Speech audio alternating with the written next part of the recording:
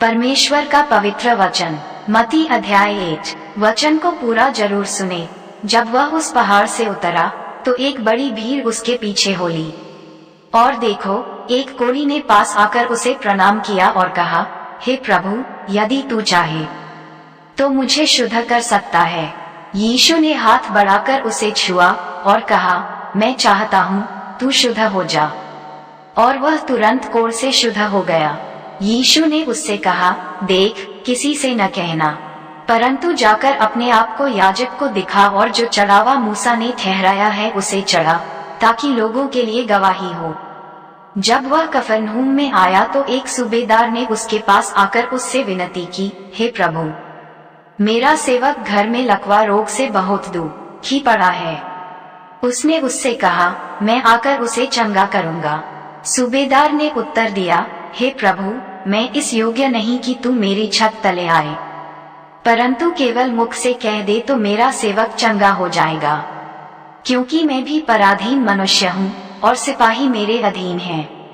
जब मैं एक से कहता हूँ, जा, तो वह जाता है, और दूसरे से, आ, तो वह आता है, और जब अपने दास से कहता हूँ, ये कर, तो वह करता है। ये सुनकर यीशु को अचंभा हुआ और जो उसके पीछे आ रहे थे उनसे कहा, मैं तुमसे सच कहता हूँ कि मैंने इस्राएल में भी ऐसा विश्वास नहीं पाया।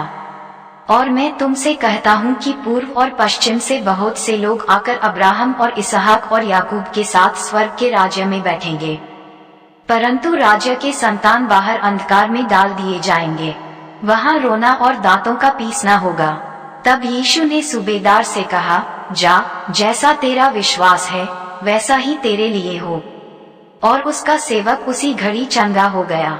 यीशु जब पतरस के घर आया तो उसने उसकी सास को ज्वर में पड़ी देखा। उसने उसका हाथ छुआ और उसका ज्वर उतर गया, और वह उठकर उसकी सेवा करने लगी। जब संध्या हुई तब वे उसके पास बहुत से लोगों को लाए जिनमें दुष्ट आत्माएं थीं, और उसने उन आत्माओं को अपने वचन से निकाल दिया और सब बीमारों को चंगा किया, ताकि जो वचन यशायाह भविष्यद्वक्ता के द्वारा कहा गया था वह पूरा हो। उसने आप हमारी दुर्बलताओं को ले लिया और हमारी बीमारियों को उठा लिया। यीशु ने जब अपने चारों ओर एक बड़ी भीड़ देखी तो झील के उस पार जाने की आज्ञा दी। तब एक शास्त्री ने पास आकर उससे कहा, हे गुरु, जहाँ कहीं तू जाएगा मैं तेरे पीछे हो लूंगा। यीशु ने उससे कहा, लोमड़ियों के भट्ट और आकाश के पक्षियों के बसेरे होते हैं, परंतु मनुष्य के पुत्र के लिए सिर धरने की भी जगह नहीं है। एक और चेले ने उससे कहा, हे प्रभु, मुझे पहले जाने दे कि अपने पिता को गाड़ दूं। यीशु ने उससे कहा, तू मेरे पीछे हो ले और मुर्दों को अपने मुर्दे गाड़ने दे। जब वह नाव पर चढ़ा तो उसके चेले उसके पीछे हो लिए। और देखो, झील में एक ऐसा बड़ा तूफान उठा कि नाव लहरों से धिनकने लगी, और वह सो रहा था। तब चेलों ने पास आकर उसे जगाया और कहा, हे प्रभु, हमें बचा, हम नष्ट हुए जाते हैं। उसने उनसे कहा, हे अल्पविश्वासियों, क्यों डरते हो? तब उसने उठकर आंधी और पानी को डांटा, और सब शांत हो गया। और वे अचंभा करके कहने लगे, ये कैसा मनुष्य है कि आंधी और पानी भी उसकी आज्ञा मानते हैं। जब वह उस पार गदरेनियों के देश में पहुंचा तो दो मनुष्य जिनमें दुष्ट आत्माएं थीं कब्रों से निकलते हुए उसे मिले। वे इतने प्रचंड थे कि कोई उस मार्ग से जा नहीं सकता था। उन्होंने चिल्लाकर कहा, हे परमेश्वर के पुत्र, हमारा तुझसे क्या काम? क्या तू समय से पहले हमें दुख देने यहाँ आया है?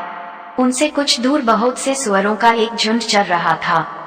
दुष्ट आत्माओं ने उससे ये कहकर विनती की, यदि तू हमें निकालता है तो सुअरों के झुंड में भेज दे। उसने उनसे कहा, जाओ।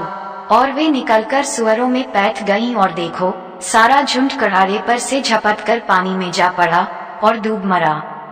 उनके चरवाहे भागे और नगर में जाकर ये सब बातें और जिनमें दुष्ट आत्माएं थीं उनका सारा हाल कह सुनाया।